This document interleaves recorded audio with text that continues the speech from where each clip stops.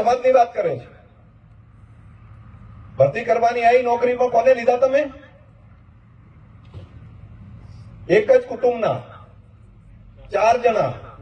નામ મારે કોઈનું લેવું નથી. જેના છે ખબર છે?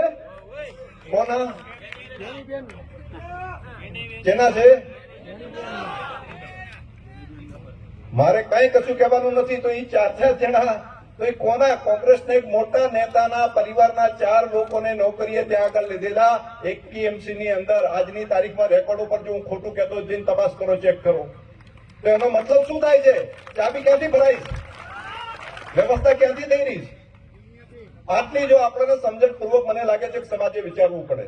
માવજીભાઈ માટે મેં પહેલા દિવસ સુધી ક્યાંય નેગેટિવ બોલવાનું નહોતું વિચાર્યું, પણ ગઈકાલે વાત કરી ત્યારે મારે કહેવું છે કે માવજીભાઈ, તમે એક વખત ચૂંટણી લડ્યા એવું નથી. તમે 7 વખત ચૂંટણી લડ્યા છો, એક જ વખત જીત્યા છો, પણ 6 વખત બીજાને હરાવવા માટે કરી ચૂંટણી લડ્યા છો. 6 વખત. અને તે દિવસે આપણે સમાજનું હિત ક્યાં છે નથી જોયું. આ વખતે પણ એમપી સાહેબની સાથે કીધું ને કે 3-3, 4-4 વખત, 2 વખત તો અપક્ષ લડીને કોઈ પણ રીતે.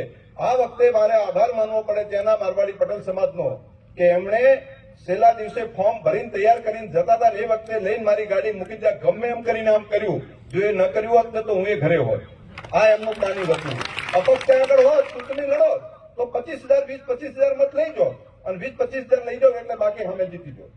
તો સામે જીતવા માટેની ડિઝાઇન પહેલેથી બનાવેલી હોય છે. અને મારે કહેવું નથી કે દર વખતે કઈ રીતે તમે શું ને એમાં મારે હું પોતે એનો સાક્ષી છું. કોઈ પૈસા આપી જાય, કોઈ પૈસા આપે તો એના માટે કરી નાખે, સમાજને વેચી મારવાનો, સમાજના મત વેચી મારવાના. ત્યાં આગળથી કોઈ ફાઇનાન્સ કરીને આપે એટલા માટે કરીને સીધા આખા સમાજનો મત ડાયવર્ટ કરી નાખવાના. અને સમાજ અને તોય પાછા જેમ કે આ સમાજ ભેગા તમે નથી રહેતા. તો સમાજ કયો? સમાજનું હિત કયું? સમાજનું હિત કયું? સમાજના મતોને ત્યાં ડાયવર્ટ કરીને પોતાને પૈસા મળી જાય એટલા માટે કરીને આખા સમાજને બારોબાર વેચી મારવાનું કામ કરે. એ સમાજનું હિત છે. અને અમે કઈ સમજતા જ નથી કોઈ લોકો. આ એક વખત નથી કર્યું, 7 વખત કર્યું છે. અને 7 વખતની આ વ્યવસ્થા છે. 7 વખતની. મારી તમને બધાને પ્રાર્થના છે